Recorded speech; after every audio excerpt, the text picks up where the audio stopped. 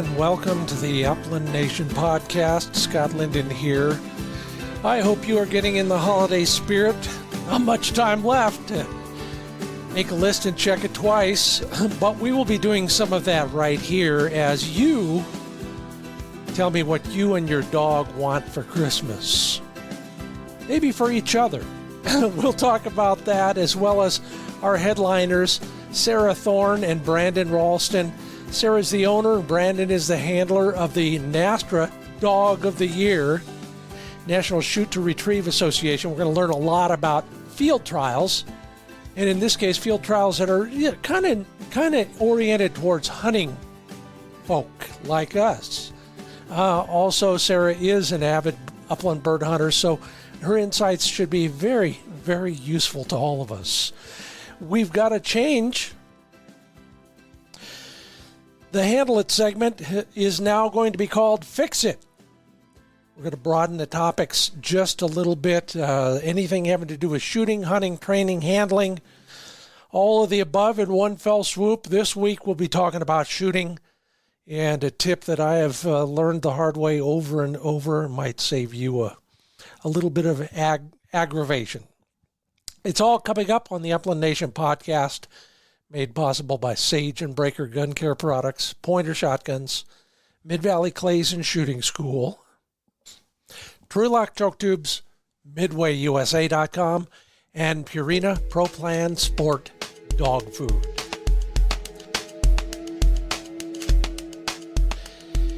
Well, you've heard the term new wine in old bottles, or is it the other way around? Old wine in new bottles? Whatever it is. Experienced the same idea on a recent hunt. Old favorite spot, been going there for decades, spent a lot of time there. Found some new spots on the map that for some reason or another, and I cannot figure it out, I've never gone to. Close in, easy to get to, public land, wild birds, and sure enough, there's the lesson. First huns of the season. And in a spot where, I was just pleasantly surprised. So was Flick, especially after about 45 minutes when we found the dang thing. But that's the lesson there. Never give up on a retrieve or a search. That's the only way to do it right. Yeah, I shot it. Flick pointed another covey before I could go to that bird or send him to that bird. He was on point. Those huns got up wild, so we had to start from scratch. I hadn't marked where I was. I hadn't really marked down where it fell, except from where I was, and I wasn't there. So take that as you will. A lesson for me.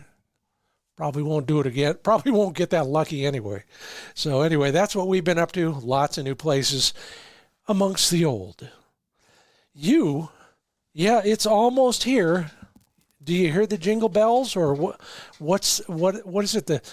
The sound of reindeer hooves on your roof? Well, I thought it was a good idea. It's always fun to see what you think your dog wants or your dog thinks you want for Christmas. So ask that on social media. Here are some of your answers. Brando, is the name of the Brittany with the Christmas tree in the background. Thanks, Brian Kenny, for that picture. Brando the Brit would like a pigeon coop full of pigeons for more training. I don't blame him. Yeah, it's not the same, but it's almost. Ron Funk wants a Garmin collar for his Griffs, so I guess he needs two. And they want the same, or else they will get a correction from the old collar. Yuck. More collars for Aaron Goddard's dog.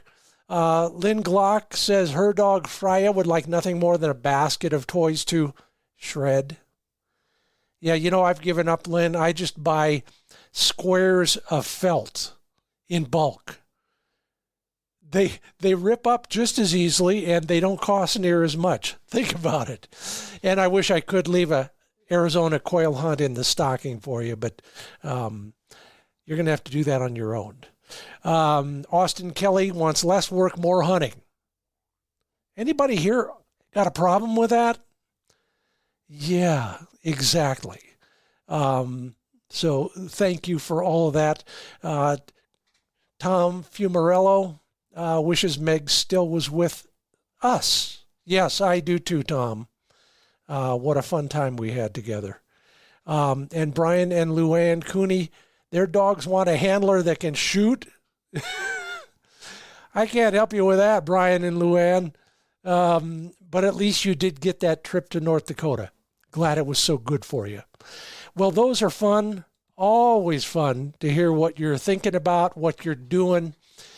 Keep it up. Check in at the social media pages for that kind of stuff. That part of the program brought to you by pointershotguns.com. Lots of sub gauges in stock. If you're hoping for one, a little late to put it under the tree, but unless you can get to a nearby dealer real quick and sneak one in, and you might be able to do that. Go to pointershotguns.com and find a local dealer. They've probably got something in stock that'll work for you. Always replenishing their inventories, whatever you're looking for. Finishes, configurations, they've got it. Your first stop for an upgrade, pointershotguns.com. And I just made my last order, as you hear over and over again. I'm heading south from Oregon into California for some winter hunting. Got to shoot non-toxic for just about everything down there, so ordered a lot more of that just in case I actually get a shot or two. But while I was there, I was looking at some of the new gear in the upland category. Yeah, lots more dog training and dog care stuff, and a lot more outdoor clothing just for you and me. Lots of blaze orange, lots of great tech gear in the apparel world, and clothing in particular. Guess what? Order $99 or more worth of outdoor clothing and it ships free. Learn more at midwayusa.com, where customer satisfaction is their number one goal. midwayusa.com.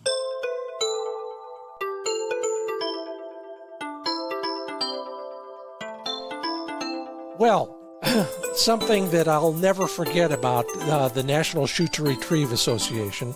There was a point in my life when I decided it would probably be a good idea, if I was going to write and talk about bird dogs, to run a dog in one or the other of all the hunt tests and trials I could do. And so I joined NASTRA, and I went to a trial. And the best part was, as I was sitting in basically the isolation booth afterwards, I looked at the scores, and we weren't last.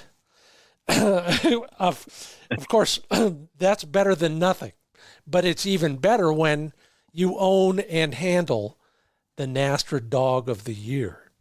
Welcome to the Upland Nation podcast, owner Sara Thorne and handler Brandon Ralston. So glad to have you both on the podcast. Sara, tell me a little bit about Crosswind's Envy, a Trip to the Train Station, your dog. Well, Rip's a lot of dog. He's big and hard running, and he can really cover a big field in a short amount of time. And he's got a big nose for finding birds. So it's always really fun to turn him loose at the starting line. Breed? He's a German short-haired pointer. Making sure. Good. And how old is your dog? Rip will be 4 years old in the end of November. Love it. And Brandon, you're the handler. Why don't you first start with what a handler does? We got an owner. I'm an owner, but I'm my dog's handler as well. But in the high-end field trial world, quite often a handler is different than the owner. What's your role? Oh, it's definitely a team sport. It's, like she said, Rip is a lot of dogs. He covers ground very quickly, but when I need him, just a couple commands and he's here. He's it took me a little bit, but he's definitely a team player, and he said he is a whole lot of fun to run in these trials. Well, you know, it's interesting you say it that way, because I've been to other trials with other organizations where I don't think anybody's having any fun. How do you define that? And you can both answer that, because Sara, you're along on a lot of these rides as well, aren't you? Yeah, we travel to a lot of trials together. So what happens when you're out there in the field? And most of the time, are we talking foot trials, but judges on horseback? Yeah. These are foot trials. Judges follow you on four-wheelers. Okay. So you've got, you're running against another dog handler team for 30 minutes. 30 minutes is a brace. And there are 5 birds planted by a bird planter off a four-wheeler. And then that's what you know when you come out of the blind. You go up to the starting line. They ask if you're ready and to turn your dogs loose. And then you have a judge that follows your dogs for 30 minutes. And you try and race around the field and beat the other dog handler team to the birds. So you've used the term now, and I've heard the term used in other ways as well, but race, in your case, is almost literally that, isn't it, Brandon?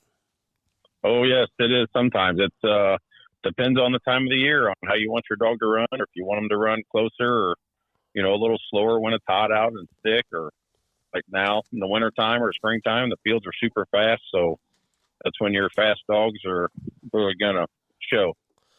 So we want a dog, at least for a NASTRA trial at a high level, we want a dog that could, you know, put the pedal to the metal when he needs to. Yeah, you want them, when you get a bird, you want them in another corner, another area pretty quickly to, you know, they usually spread the birds out, you know, one in every quadrant of the field normally. So it's kind of like a chess game with the other handler. Wow. So your dog needs to handle and needs to listen. And, you know, if he goes to a corner where there's already been a bird found, you're in trouble. So yeah, it's a team sport. They got a handle for you.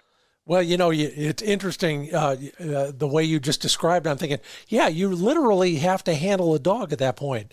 And I want to get back, though. You used the word fun a minute ago, and I've been in I have done all of them.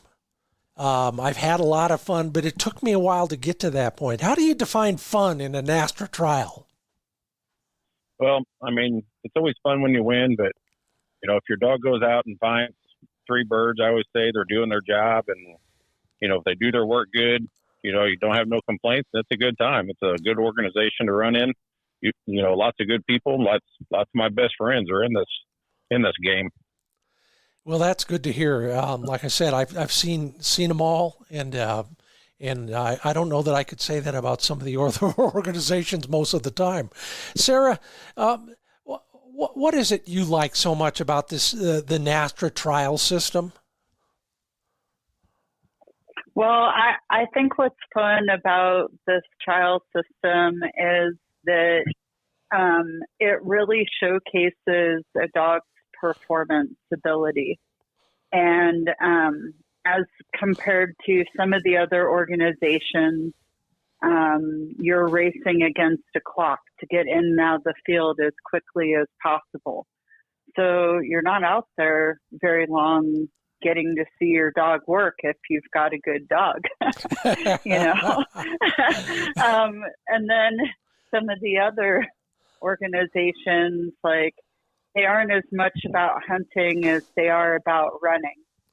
And I think what's really cool about NASTRA is that, and getting back to part of why it's fun, is because a lot of people get interested in this sport that are into wild bird hunting. And if you were going to take any type of formal competition, organized sport with a bird dog and make it a competition, this would be most like wild bird hunting. Yeah, I can't argue that at all. Why don't you describe how the judging is done?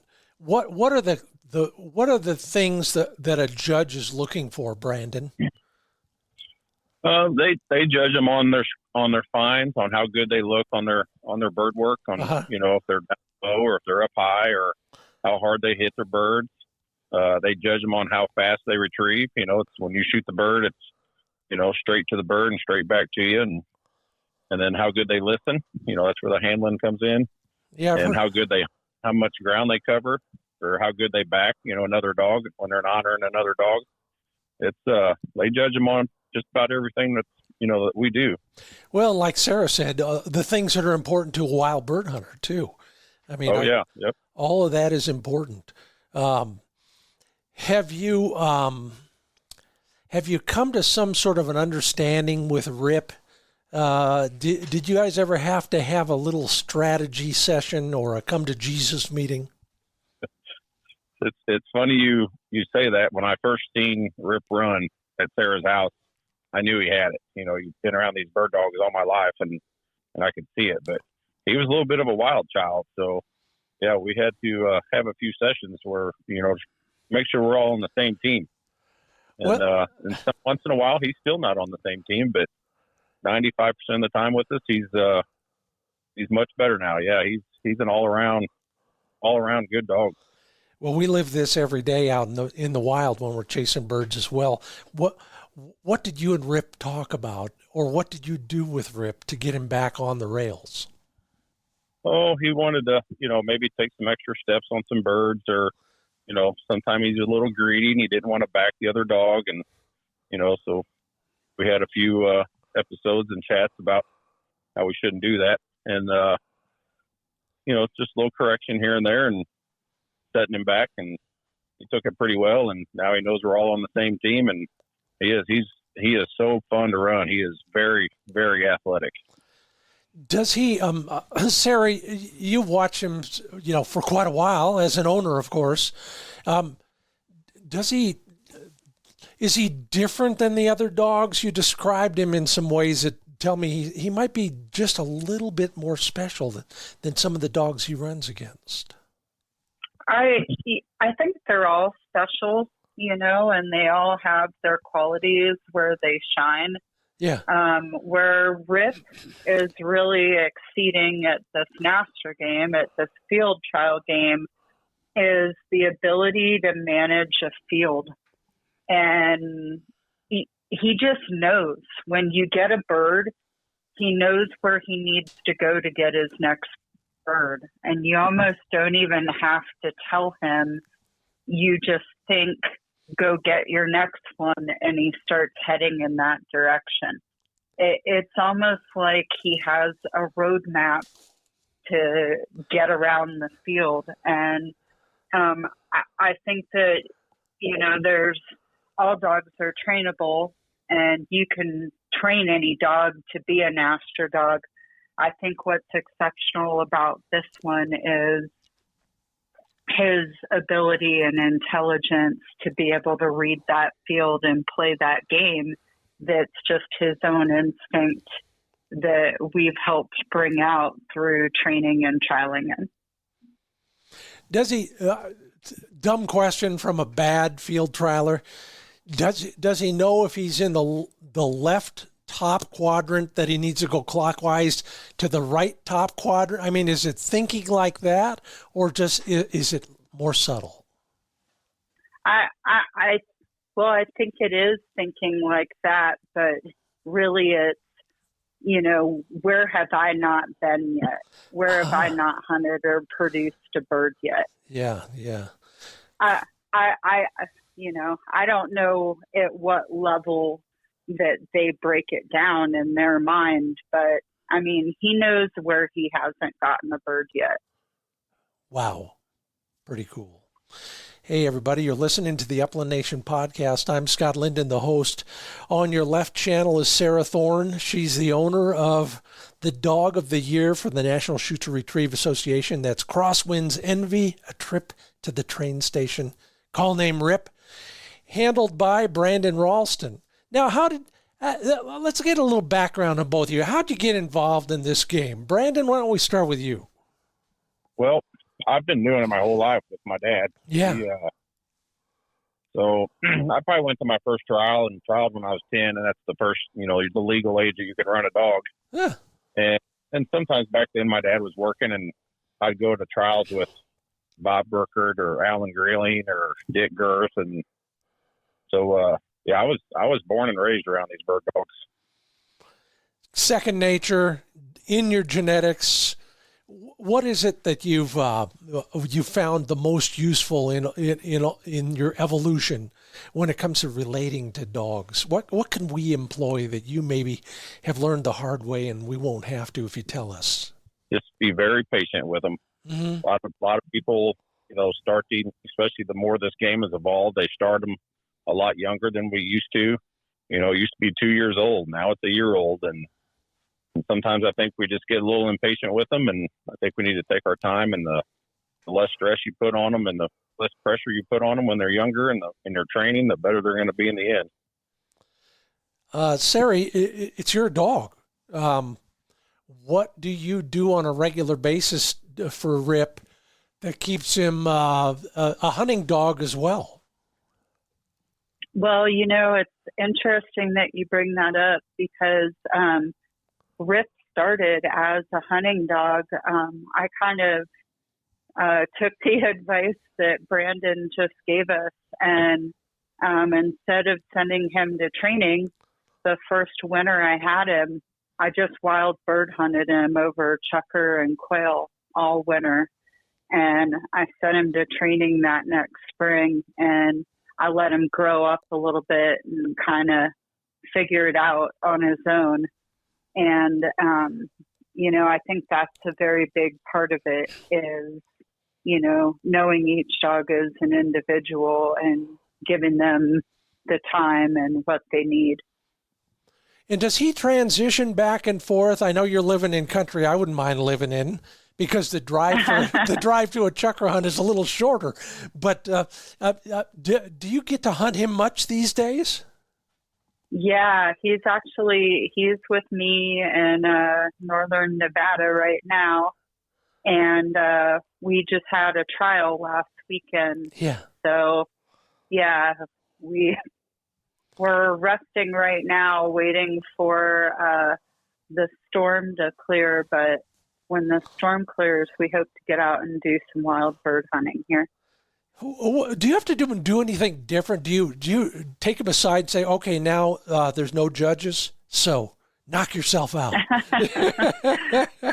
Well, generally the same rules apply when we're wild bird hunting the dogs as they do in the field. They have to mind their same manners, and if you do that, you can keep them pretty much tuned up to do both. They know it's a different activity, like you said, but you don't have to let them turn into a renegade. That kind of helps you keep it dialed in for the field trials. And then in addition to the wild bird hunting, we also keep pen-raised birds to go train them over a couple of days a week. So these dogs, they get exercised a lot and they see a lot of birds.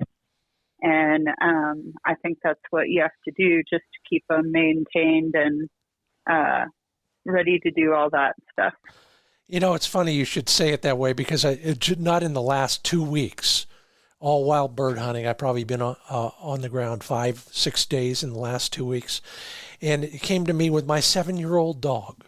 Finally, again, I realized, the best way to train a dog is to put them on a bunch of wild birds. And it seems to pay off for even dogs at any age. But you've just reinforced that again for me. And then obviously during the off season, you can't do that, but you can do something like that with your pigeons if they don't all fly away. Brandon, I got a question for you. Okay. You're officially a handler. I would imagine you know a little bit about dog training as a result of that. Are they part and parcel? Is it the same thing most of the time? Or do you, like a freelance musician, for example, like I used to be, I'd get the call and I'd come in and I'd do the job for a half day and then I'd leave. No, I mean, I like to raise them from pups and do things this way, all the way from, little all the way up to, where they're ready to trials, where like in Sarah's territory, they have a bunch of wild birds out there. So wild birds will just about break your dog for you, after a while. Mm-hmm. And where I live, we don't have quail at all anymore. I mean, when I was a kid, we had them like crazy, but nowadays we don't have any. So, it's a pretty structured thing. I always say if you take a dog and, keep them on a schedule like you do a little kid, they do a lot better for you. Yeah, I think there's something to be said for consistency, but also with you're always trying to build on the foundation that you've created the day before, the year before, or something like that. Do you have a philosophy of training that you use that we might be able to learn something from? Yeah, I mean, for field trials, I like to train them a certain way. I start them out with pigeons, homing pigeons, and we have electric traps. And, you tell them, even though they don't know what it means, you're telling them whoa when they're pointing the pigeons. And as soon as they move, you pop the electric trap and it sends the pigeon and they fly back home. And then when you bring them back to the house and start whoa breaking them, you start saying whoa, they remember that. Yeah. And it just makes everything so much easier. And I think the whoa-ing is your base of all your training that you're going to do later on. Mm-hmm. So to me, that's the most important thing, is get that done right first before you do anything else. Do you always start the whoa training with birds, or do you, a lot of people will, for example, train it as an obedience command? Well, we'll start them out at, they'll, 5-6 months old of putting them on pigeons and traps, not all the time, but a couple times a week. And then we'll do that till they're almost a year old, or, we'll take them. I can go up north and go pheasant hunting, because them birds aren't going to sit for them either. And, like I said, then I'll take them off the birds while I'm whoa breaking them until I get them right. And then I'll take pigeons in my yard while I got them whoaing, and I want to, they'll stand there and watch them fly off before I'll take them back to the field and start working them. Sarah, I would bet you're as involved in the training when Rip's at your place as Brandon is when he's at his place.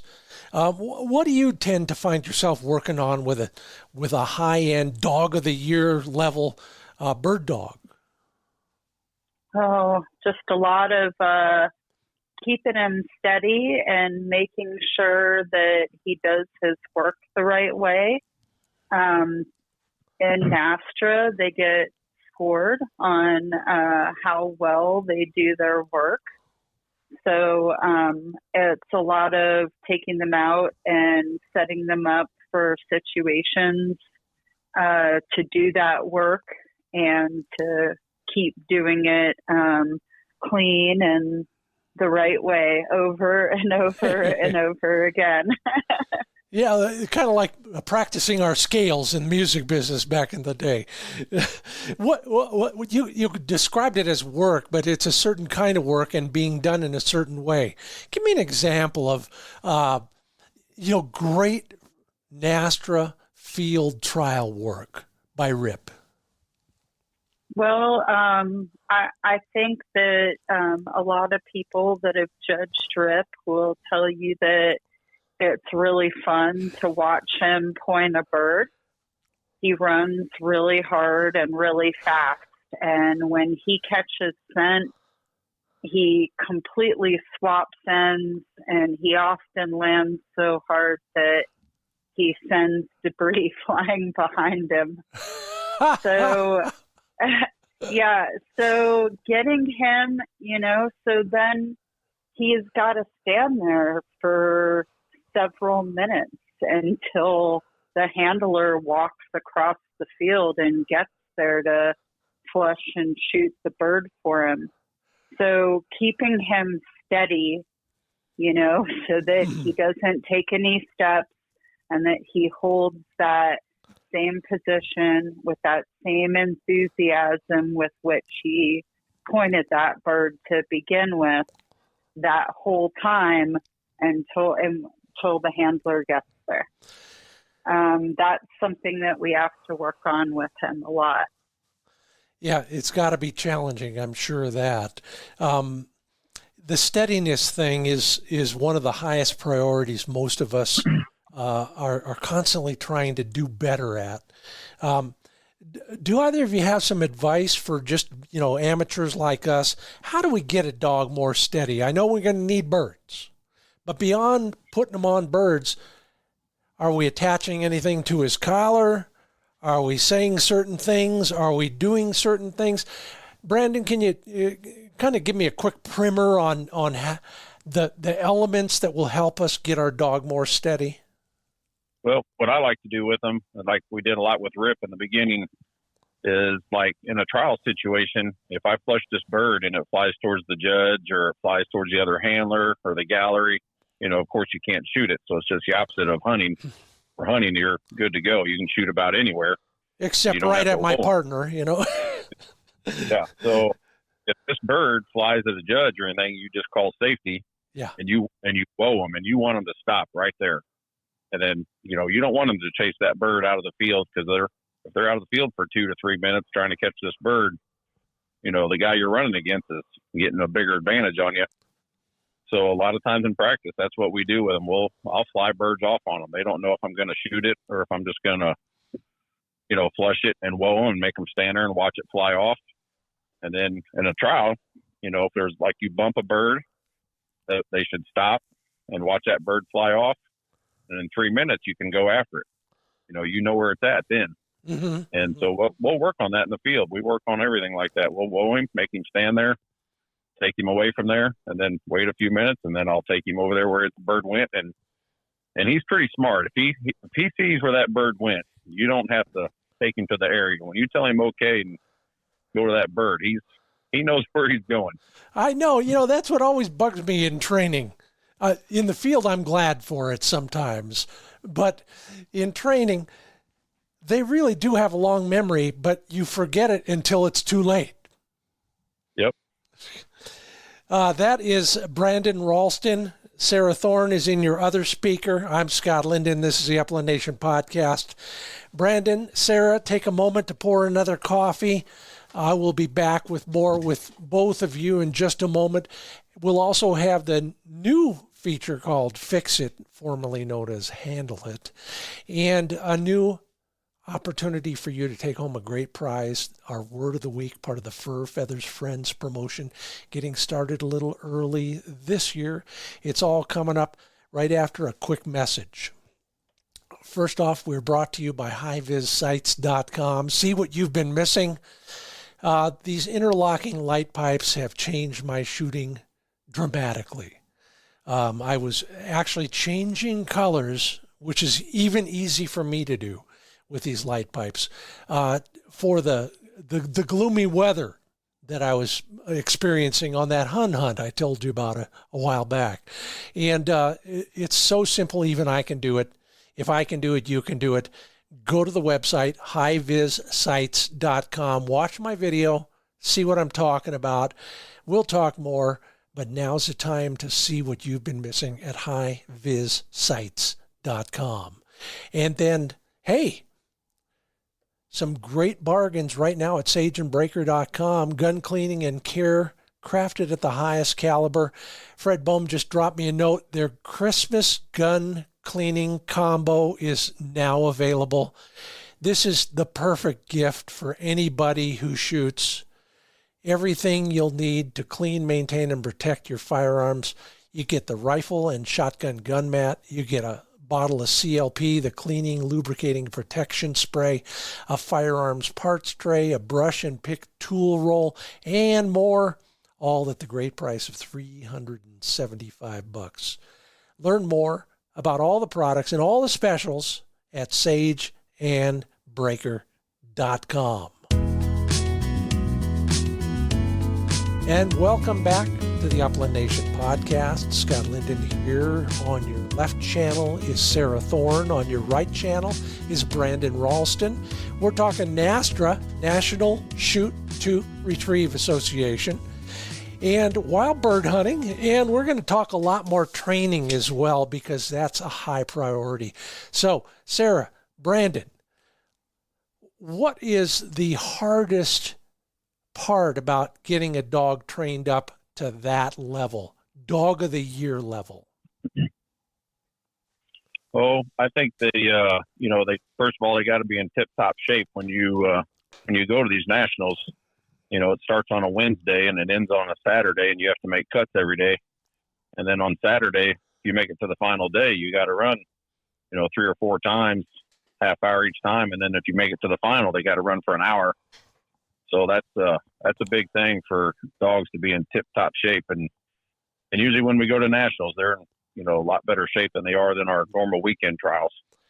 Yeah, we call that sharp tail season. My conditioning program is go to Montana early in the season.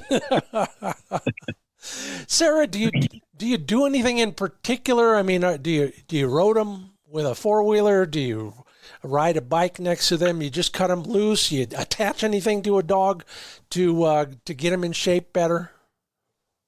Yeah, well, mostly I live next to thousands of acres of open space, and there's miles and miles of dirt roads.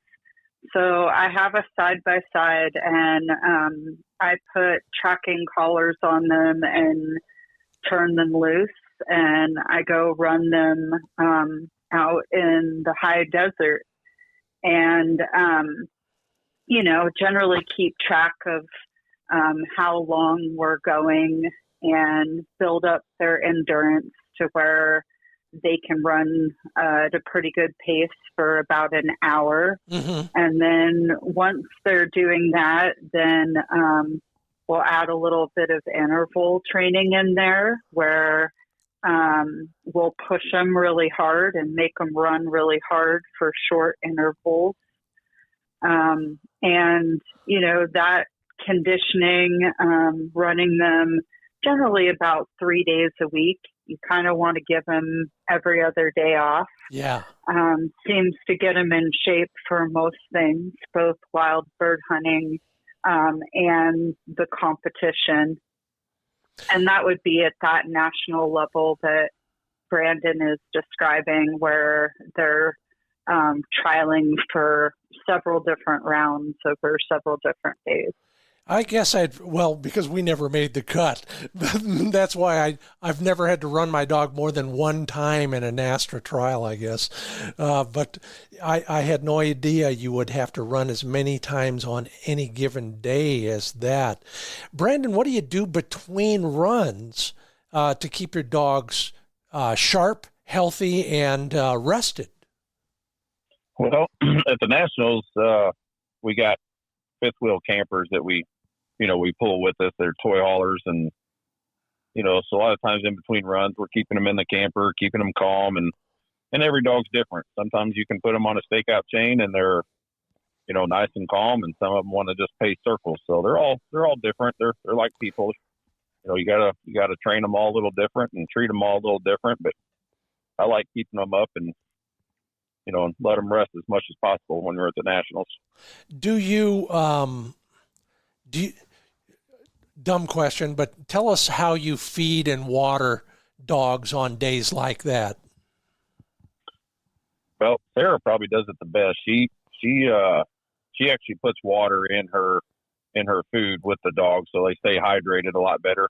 Mm-hmm. And we usually a little bit in the mornings, not much. And then, then in the evening time, 5 o'clock or so, that's when they get their, 2 to 3 cups or 4 cups of feed. Depends on how they're looking. If they're, looking a little skinny or a little chubby, how you feed them a little more. Or, and then on Saturday, if you make it to Saturday, you always want to give them little snacks in between runs, mm-hmm. something to give them a little more energy to keep going. Sara, do you give anything else besides dog food? Is there any magic powder or pixie dust that you sprinkle on the food? I'm a firm believer that, there's a lot of science behind dog food, and it gives them all the nutrition they need. But I do get these special freeze-dried rabbit patties, and rabbit is one of the quickest and easiest foods for dogs to digest and metabolize. Oh. So, yeah, and they're freeze-dried, so you can feed a really small quantity of it, and a lot of water. Like Brandon mentioned, the water in the food, but I also think what's really important is giving them a really good drink before they go to bed at night. And you'll notice when they do that in the morning, they're not super thirsty. They're not drinking down the water like it's the first time they've ever had water in their life. And I think, staying ahead of that hydration is a really big factor in how they perform. Will they generally drink? I'm thinking of my own dogs over the years, and, so there are times when they just will not take in water. You have any tricks or advice for us? Yeah, you obviously can't force it on them if they're not thirsty.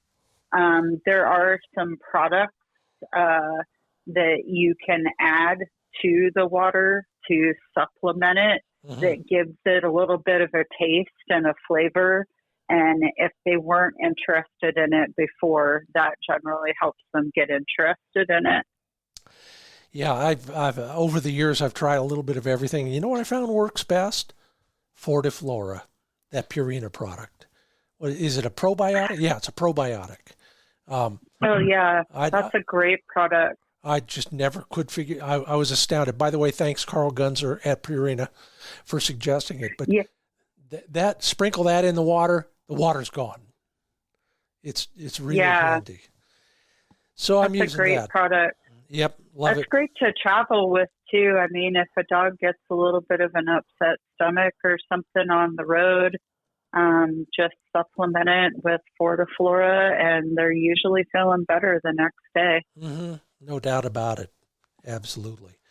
Well, I want to switch gears just a little bit. Let's talk a little bit about wild bird hunting. You and I have a lot in common. We're both on the edge of the Great Basin.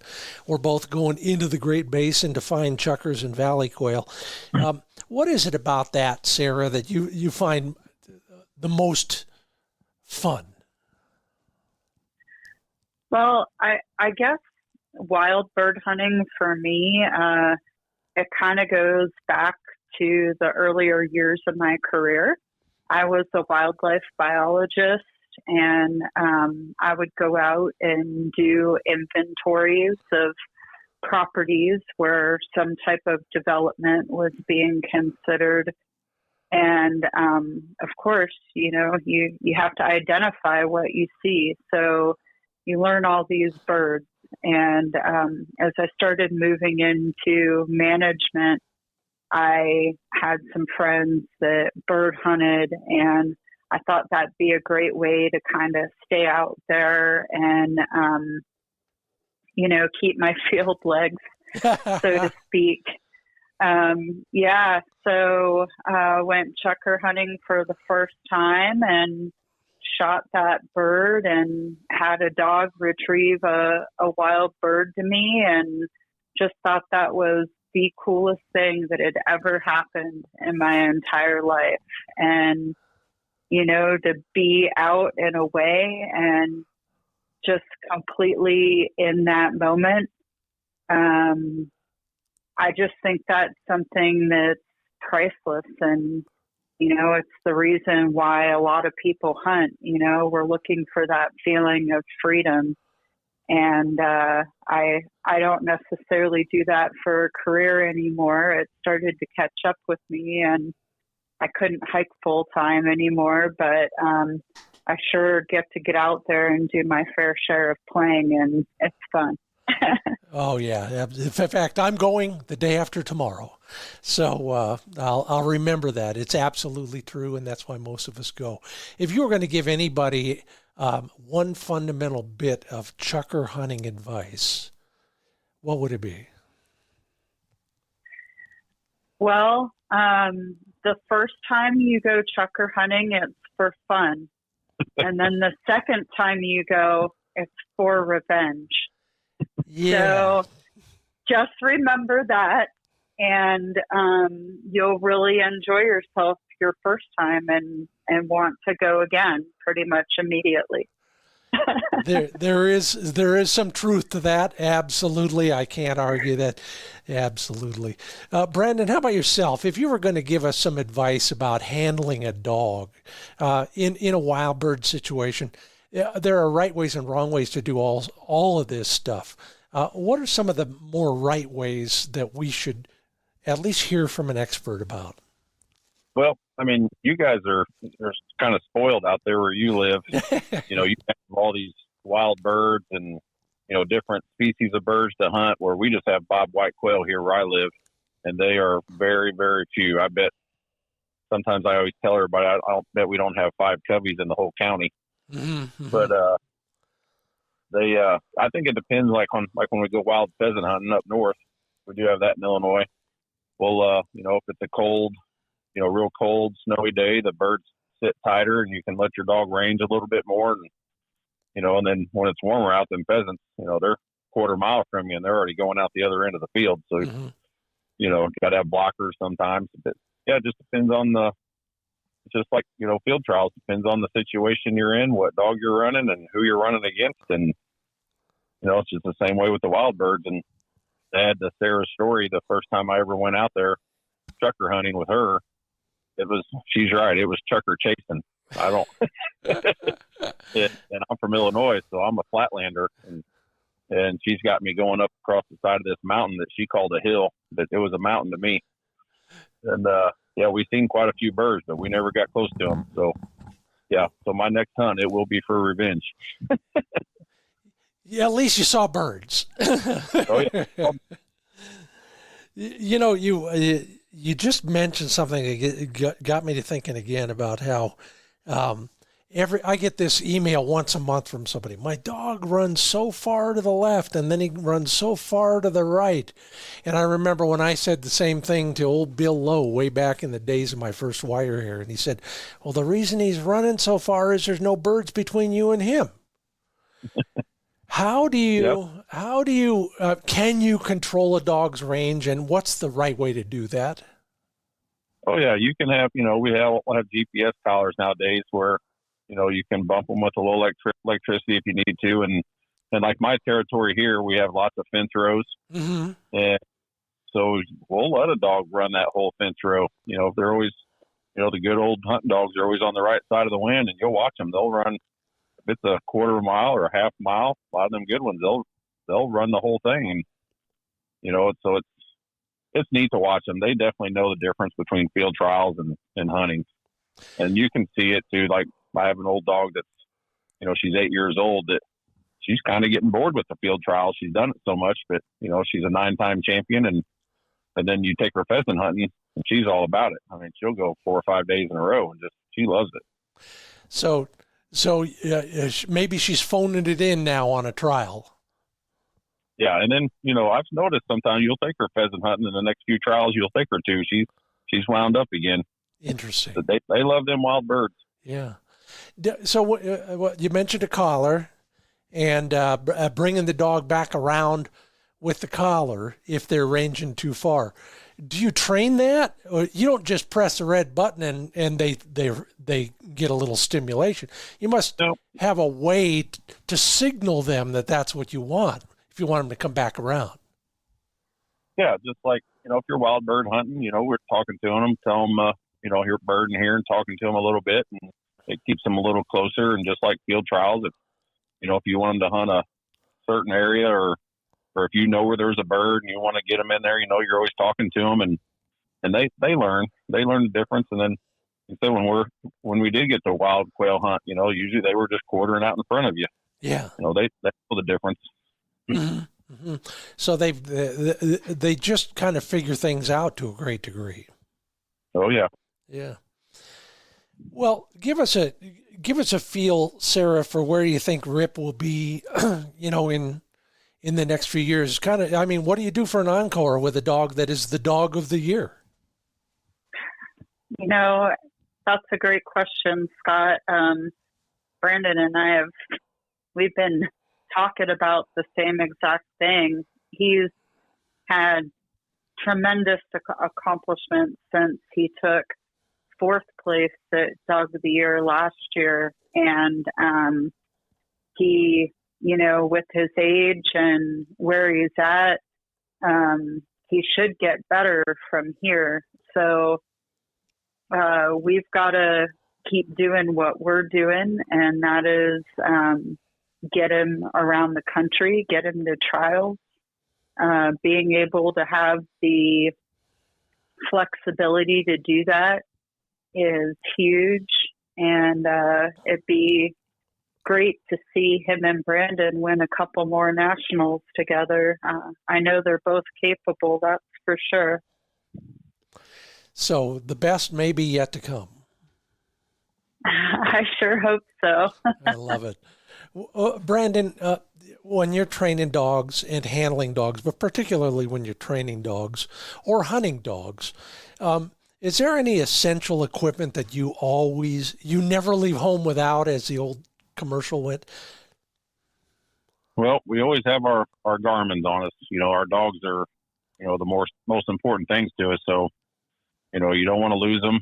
You just never know what could happen. Yeah. If they're by roads or anything like that, you just, you always want to know where your dog's at. So I'd say your Garmin and your GPS collars are your most important thing. I can't agree more. In fact, it's funny out here in Chucker Country. Every day somebody's telling us about a lost dog out there. And you wonder why these guys don't invest in a GPS collar. It is the cheapest insurance policy you'll ever have. Sarah, how about you out in Chucker Country with me? We've probably passed each other on one of those tiny state highways out there. What do you carry in your vest that maybe we hadn't thought about? Well, something that I always carry with me is water. Yeah. That's something that's not out of the ordinary to you and I, Scott, but most places around the country where people are doing any kind of wild bird hunting, there's water nearby. Yeah. So out here, we may go a couple hours without coming across any water. So I've always got plenty of water for the dogs, and I've got a little collapsible dish that's expandable so that I can give them a good drink. You like that as opposed to, a bladder or a Boda bag or anything like that and squirting it into their mouths? I do, because I just think that there's less health risk with letting them drink on their own at their own pace. And I think that those bladders, it's really easy for them to freeze and break. And then they leak, and then all of a sudden you have no more water for the dog. I never thought about that. Yes, but by the way, yes, it's freezing out there a lot of times, everybody. Oh, that's a good one right there. There's one other thing, the guy I hunt most frequently with, he brings a little collapsible bowl like that as well. And what it gives him and his dog is 4 minutes of rest. You got to take out the bowl, you got to take out the water, you fill up the bowl, you let the dog drink that. It takes a moment or two. And I think just that little respite helps everybody who's out there. Always good to have a reset. Yeah, good point. And water seems to be a good way to do the reset. Both of you leave us with one more bit of advice about dog training that we can put into practice tomorrow. Something broad, general, very specific. Brandon, you first. Like I said before, I would just be very patient with them. Yeah. Don't try to rush. A lot of people rush these pups when they're small. When they do good, it's natural for you to want to see them to do it more. So I think it's very important to just be patient with them. take your time. Don't do things too early. If the best dog I've ever ran or that I've ever owned was 2 years old before she ever went to her first trial. Nowadays we're trialing them at 13 months old or 14 months old. Wow. But, I think it's better in the end if you just take your time and bring them along slow. Can't argue that. Sara Thorne, owner of the Dog of the Year, what would be your advice? I think that the most important thing about owning a dog is having a strong recall on that dog. If there's one thing that dog is going to do that's going to stand out above everything else, is you want that dog to come to you right when you need it, right then and there.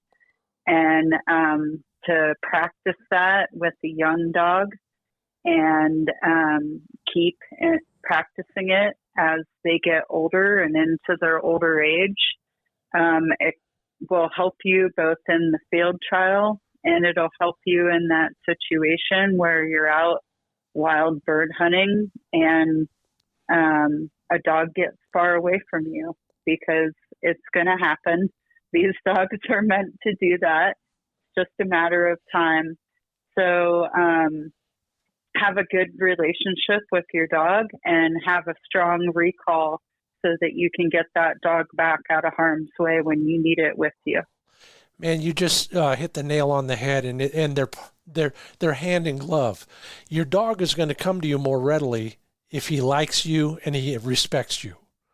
So that relationship sounds like as much of an incentive to a dog as the command itself.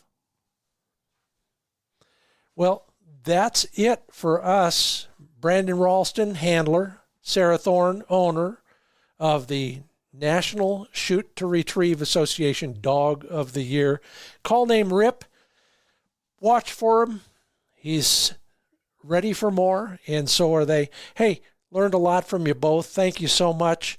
Appreciate this as the holidays crash down around our ears. Enjoy them all. And thanks for being part of the Upland Nation podcast. You too. Be safe. Happy holidays. Don't you go away. We've got our new Fix It segment coming up, plus a chance for you to win a whole bunch of prizes, starting with a Sage and Breaker shotgun cleaning mat, value $255, and more coming up in just a moment. First, a word from TrulockChokes.com. Now is the time to reserve those Chad Hodge Upland chokes we talked about on the podcast a while back with Scott Trulock. They're now in production. They'll be filling demand very soon. Go to TrulockChokes.com. Put your name on the list and be ready for excellence. The strictest quality control program in the industry. American steel, made in America, in the Trulock Chokes factory in Wiggum, Georgia. TrulockChokes.com. And we talked a little bit about fueling your dogs, whether it's for a field trial or just for a hunt. In this kennel, it's all about Pro Plan Sport dog food from Purina, designed for active, hard-working dogs like yours. High-protein formula. Real meat is the first ingredient. 100% complete and balanced nutrition for active dogs like yours and mine. Learn more about all the varieties for all the life stages for your elite athlete at ProPlansport.com.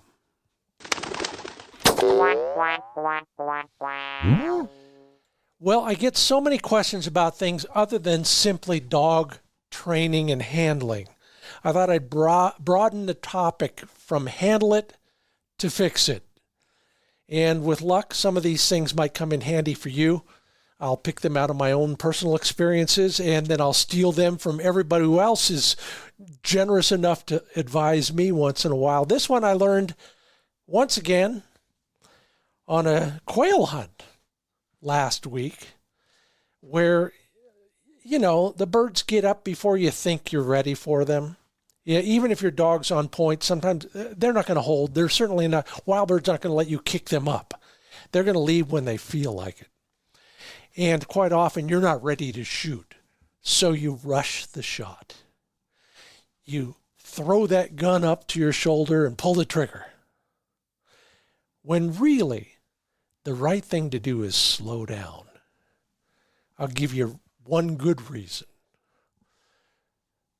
The average valley quail, well, let's just say the fastest game bird on the planet, can only go from 0 to 60 miles per hour. That shot, when it leaves your shotgun barrel, is moving at about 950 miles an hour. The bird's never going to beat your shot string. Take your time in all the critical places in your gun mount, particularly the last step, from the ready position to the mount. Be very deliberate and make sure it's nice and smooth. Plenty of time. Even the slowest gun mount won't take a half a second. The bird can't get that far away in a half a second. In fact, it might just be far enough away to where your pattern opens up a little bit and you have a better chance at knocking it down. So slow down on your gun mount, and then as soon as that gun stock hits your cheek, pull the trigger. I'll talk about why that's so critical on another episode, but for right now, just remember to take your time and mount carefully. Good luck, and your dog will thank you. All right, now, many of you have been a part of the Fur Feathers Friends tradition over the years. We've met you somewhere or else. We have heard about your taking somebody else, and that's the whole concept there. Your dog's fur, bird hunting feathers, you taking a friend and showing off your dog, because that's why we go, isn't it? All right, this year's Fur Feathers Friends event is for everybody. Take a friend, enjoy the fellowship and camaraderie. But there's more to it than that. Enter to win at furfeathersfriends.com. Right now and through the 1st of March, we'll be giving away a monthly prize just for going there and telling us who you're going to hunt with. furfeathersfriends.com. It's all brought to you by Pointer Shotguns, and in fact, once we get going in March, the prize will be a 4-pack of Pointer shotguns. Your choice, over and unders or side-by-sides. First prize, the month in January, will be a Sage and Breaker cleaning mat, $255 value. Go to furfeathersfriends.com. Tell me who you're going to take hunting or who you took hunting, and you're entered to win. The word of the week is critical. Listen carefully. For this week, it's wire hair. There's a space for that in your entry form. Fill it out, wire hair, and you're entered in the random drawing. And Fix It is brought to you by Mid-Valley Clays and Shooting School. Thank you, Vandy Fiedler, for all of your shooting advice. Vandy's got a new blog post up at midvalleyclays.com talking about the best shotgun is the one that fits. She tells you what indicates good fit and how to fix fit if you need to. They hunt. They know what works on the range and in the field. If you're looking for a shotgun, if you're looking for a lesson, if you're looking for a sub-gauge shotgun, they've always got them in stock. Go to midvalleyclays.com. Ho, ho, ho, and Merry Christmas to everybody. Thanks so much for listening. If you enjoyed the program, please tell one person, and we will grow by one, over and over and over again. If you can leave a rating or a review at Apple Podcasts, all the better. Thanks to our sponsors, Sage and Breaker, Purina Pro Plan Sport, Mid-Valley Clays, TruLock Chokes, MidwayUSA.com, Pointer Shotguns, and High Viz Shooting Systems. Thanks to Sara Thorne and Brandon Ralston. Congratulations on the Dog of the Year title. And you, dear listeners, have a great Christmas season. Thank you again for listening. I'm Scott Linden.